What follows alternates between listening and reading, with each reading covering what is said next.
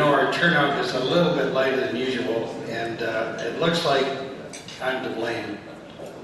I sent out my email on Friday, and those that are on my list apparently didn't get it. So, some of them anyway. So, I always accept whatever happens as being God's will. So I'm not going to say too bad.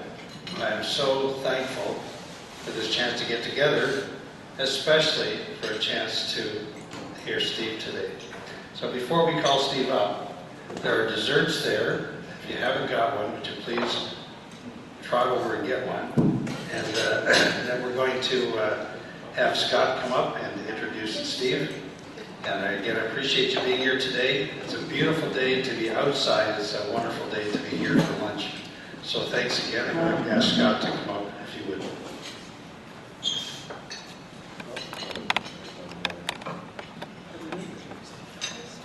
Hello. Good afternoon. Well, Steve has been with Life 100.3 for just over a year, and I met Steve when he was working as a youth pastor at a church in Ajax, and the band that I was managing was Anthem for Today, the award-winning Anthem for Today, and Steve had booked the band, so that's the first time we met, and we developed a kinship, and we continued to text each other long after and became friends. Then one day I was looking for a morning co-host because Tim Osterani had moved on. So I was looking on my phone at all these text messages from different people, and I was kind of using that as my database. So I said to Steve, hey, do you know anybody that would want to work at the radio station? And he said, do they need radio experience? And I thought, actually in this situation, no, we can help them learn. And he said, well, hook a brother up. And so we did. So we hooked him up, and that's how he came to be. I know a lot of the testimonies that you hear here are they're encouraging and they're fun, they're exciting, and you don't usually hear testimonies that are sad or have despair. But I think that's what you're going to hear today. So would you please welcome Steve Bradley?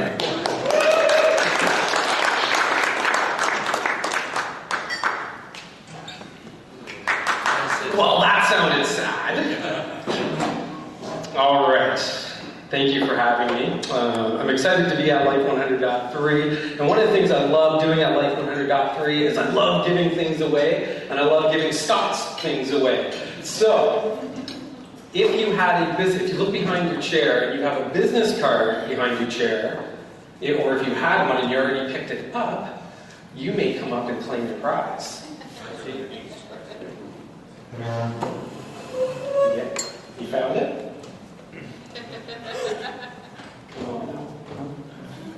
How many of these are you giving away? Well, I got more in the box over here. How many more business cards did you find? Because the next thing we're giving away is lunch with Scott.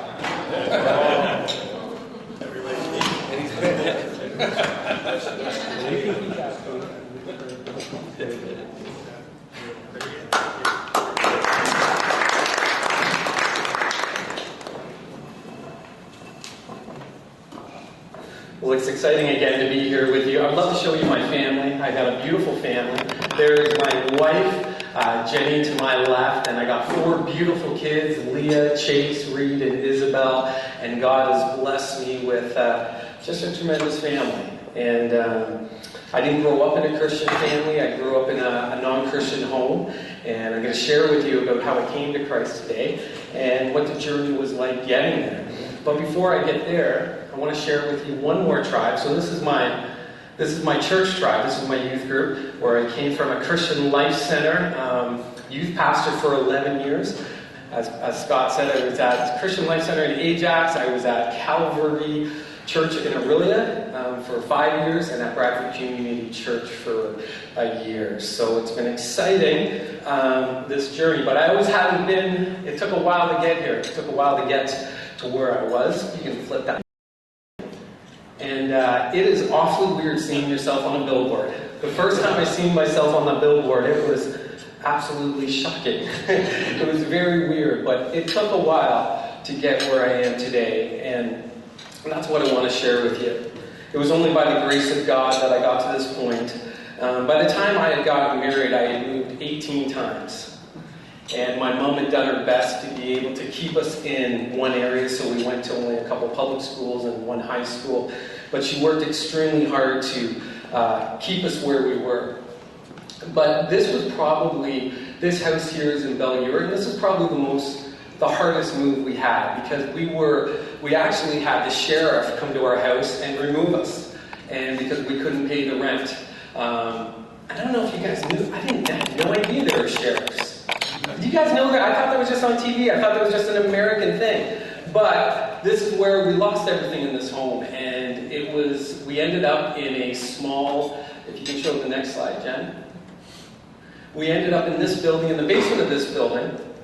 And there was a concrete basement in there, and we had, I should probably explain to you my family line before I get to how many people we had in there. My dad had four kids. My mom had 2 kids. They came together and had 3 kids, and I was the bottom of 9. Does that make sense? You track that? And so I grew up in the bottom of 9, so I grew up with the bottom 5, pardon me. And so we had 6 of us in this basement apartment. It was just a concrete floor down there. We had our mattresses, we had our clothes, and so during the night we would lay our mattresses down. During the day we would put them up so we had a place to play, and we had a big backyard back there. But that's where we spent a lot of time. And it was during this time that my dad was my hero. My dad was everything to me. I looked up to him a great deal. But it was during this time that my dad had decided to jump on a bus, and he left. And it was very, very difficult to process that, because when we lost that last house, I don't know if he couldn't handle it. I don't know what happened. But he was on the bus, on a coach bus, and he was gone. And the only way we could talk to him was with a payphone. I don't know if you remember in the old days, payphones. I know this crowd remembers a payphone. My youth group has no idea what a payphone is. But we would talk to my dad through a payphone, and there used to be a number on the payphone, and you could actually call it. So we wouldn't call my dad. We would just meet him at a certain time, and he would call the payphone, and we would be able to sit and we would chat with him. And this one particular time, my mom and my brother went down to the payphone. My dad said, "Hey, I want to talk with you." And that's when he told my mom he didn't want to come back. He said, "I want a divorce, and it's time for us to move on." And there was a real sense of an abandonment. My dad was my hero. He was everything to me. And at this point, I started to develop an anxiety disorder. I didn't know what an anxiety disorder was. I had no clue what it was, but I walked around with knots in my stomach all the time. I was continually walking in fear, like, where are we going to live? Where are we going to get money from? What's going to happen next? And I had to learn how to live with that. I had to learn how to deal with that. When kids were dreaming about what they were going to be doing, I just wanted to get through the next day. I just wanted to know that next month I'm going to be living in the same place, and it doesn't matter where it is. But every day, and to this day, I still deal with anxiety. And I'll share a little bit more about that a little bit later. But the anxiety was a difficult thing to learn about and to deal with. Moving on a few years later, I want to share with you about how I became a Christian, because now I know this crowd, I can read this crowd, I think a little bit. How many of you grew up in church all your life? So some of you. So some of it might not be shocking, but in my home, every other word we used in the house was the F word. It wasn't something that was just common. And so we grew up in a rough area. It was a little bit foul all the time. And so in that, we didn't know anything about church. Jesus Christ was a swear word to me. That's all he was to me. I didn't know anything more than that. And so when I was playing baseball, we used to get sports, which was really cool, because we didn't have the money for sports, so people would pay for us to play sports. So I was playing baseball, and I was about 15 years old, grade 10, I think that is, and we had 2 Christians on the team. And the 2 Christians on the team, they kept on inviting my sister out to church. Come into youth group, come into youth group, come into youth group. And my sister went out to youth group. And it completely changed Melissa's life. Melissa was supposed to come today, but I was hoping she would be here so I could just honor her a little bit. But she wasn't able to make it. But my sister Melissa, when she came back completely, I'm telling you, from the day she walked into that youth group, her life was transformed. we were so tough on her. We were just like, they have brainwashed you. What have you allowed in here? And we were tough on her. And it was for a long time. She would keep on saying, Steve, come with the church, come with the church. I'm like, I don't want any part of that. And so finally she said, Steve, we're playing Capture the Flag. I'm like, oh, Capture the Flag? Have any of you played Capture the Flag? Do you remember that as a kid? Great game, still a great game today. It's timeless, it's fantastic. And so my sister said, I said to my sister, I still remember this, it was like, is there any preaching going on?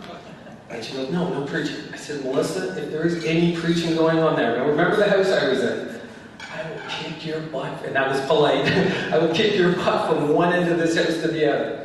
And I got to the youth group, and there was preaching. We played Capture the Flag, but there was preaching, and I'd never heard about Jesus Christ. I never heard about the love of God. He was just a swear word. And I gave my heart to the Lord that night, and I felt a healing and a love that I never experienced before. Now, it took me a long time to learn, like, trying to stop swearing when you go back into a house that swears a lot. That was difficult. Trying to stop doing the things that you don't want to do, what the Bible teaches you not to do. Difficult. But every day was a journey. Every day you're growing a little bit more with Jesus Christ. And from the time I gave my heart to Christ, I felt like I wanted to be a minister. I felt that calling to say, hey, I want to be a minister. I want to run with it. And so that is how I became a Christian. But I want to fast forward. I know all of you have a little bit of, you've got to be somewhere in a few minutes. But I want to share with you, I want to fast forward to you this week. 20 years later, I want to share about my dad. 20 years later, I still struggle with anxiety. God hasn't healed me from my anxiety. I still deal with it every day. And I walk with it every day. And my dad is still my hero. He's the one I still chase after. He's the one I wanted to be like. And last week, about 2 weeks ago, my dad went in the hospital to have 3 stents put in his heart and to clear up some arteries. And it went well. He had a successful surgery.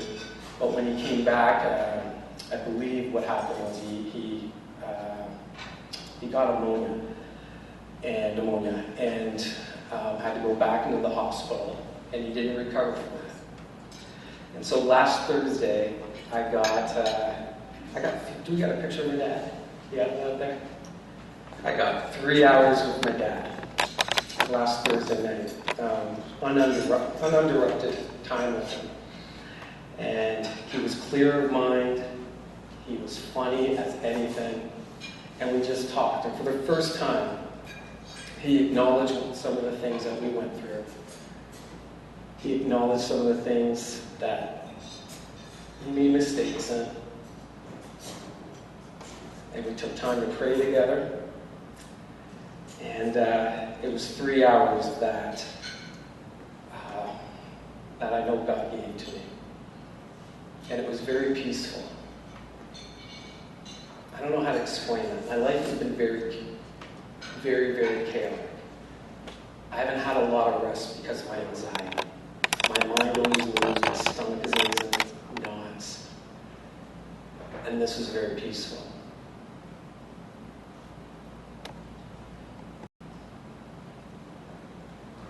On Monday morning when I was on the radio,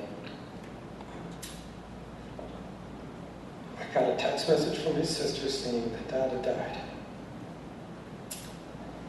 And he died listening to me on Life 100.3.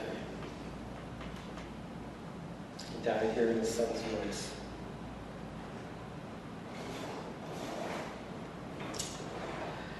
What I wanted to encourage you with today is that God is still good, even in death. God is still good. God is still good, even when things don't go your way. God is still good. God is still good, even when your business isn't going as well. God is still good. Maybe you're having difficulty with a staff member. God is still good. Maybe you're having difficulty with your boss. God is still good.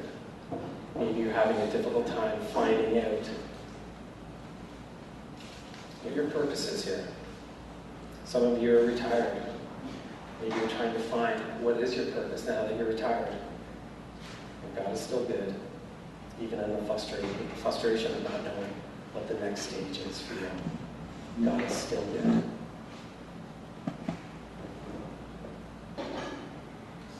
I'd like to take a few minutes and just pray with you, if that's okay.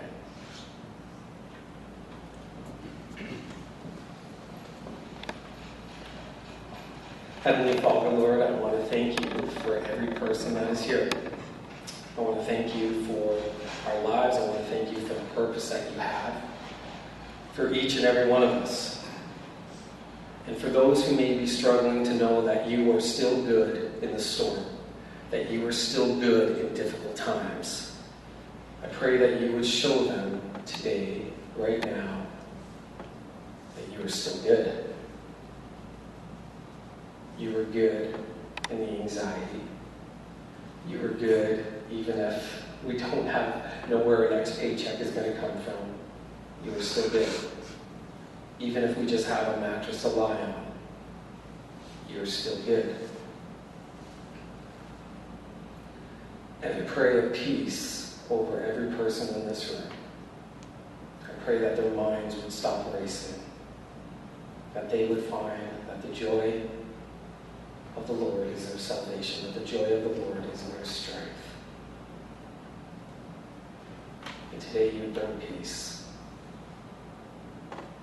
In Jesus' precious name. Everybody said? Amen. Thank you very much for having me.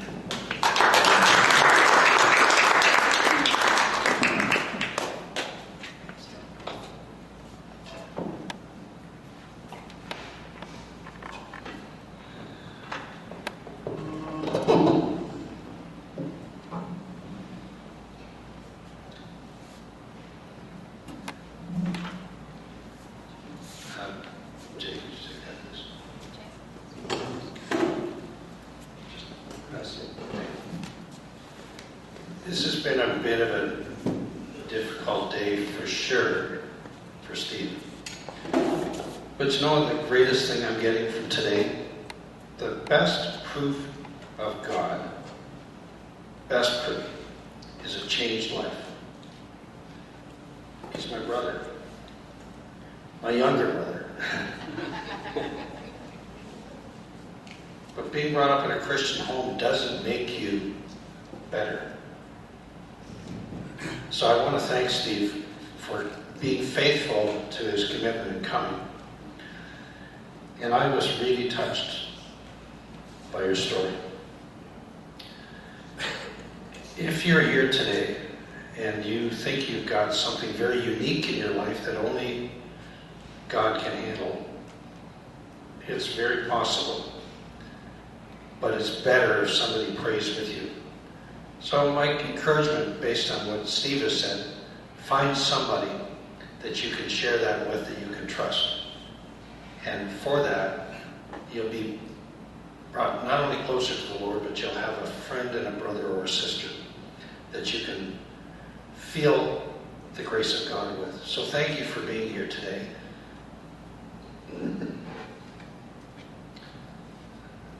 We try to give a little bit of a momentum. It's hard to do that to a famous person. Radio guy. On a billboard. Yeah, on a billboard. But I want you to have this. We have a couple of different ones that we hand out, Steve. But this one says character. Adversity. Boy, I'll tell you, you've been through a lot of adversity. But what a tremendous story, the grace of God. Adversity does not build character. It reveals it. And boy, can I see God's hand in your life. Just amazing how he took all of those experiences and gave you the ability to be in a position with the youth when you were there and now on the radio, touching the lives of people. I didn't know your story. But when I hear you now on the radio, I'm going to say that guy knows what he's talking about. So God bless you. Thank you for being here. And I want to thank Scott for making this happen. So there you go. God bless you. And folks, my apologies to those that aren't here. Like I said, I've got an email system that needs some revision. So if you see some folks that are thinking they're going to show up next week, they'll watch Steve on the live streaming. So I want to thank Rob for making that happen. Without Rob, we wouldn't have the remembrances of this time each month. So I want to thank Rob for taking time out of his busy day to be here with all this stuff. And you watch him come in, it's like he's moving in. And so it's great to have him here. So thanks, folks, for being here. I do appreciate your faithfulness to the ministry. If you haven't paid yet today, the basket's here. And I encourage you to invite somebody. Next month, we don't have our speaker lined up yet, but next month it's the second Wednesday in June. And hopefully at that point in time, you'll be able to be back and bring a guest with you. So have a great day. God bless you all, and I appreciate you being here.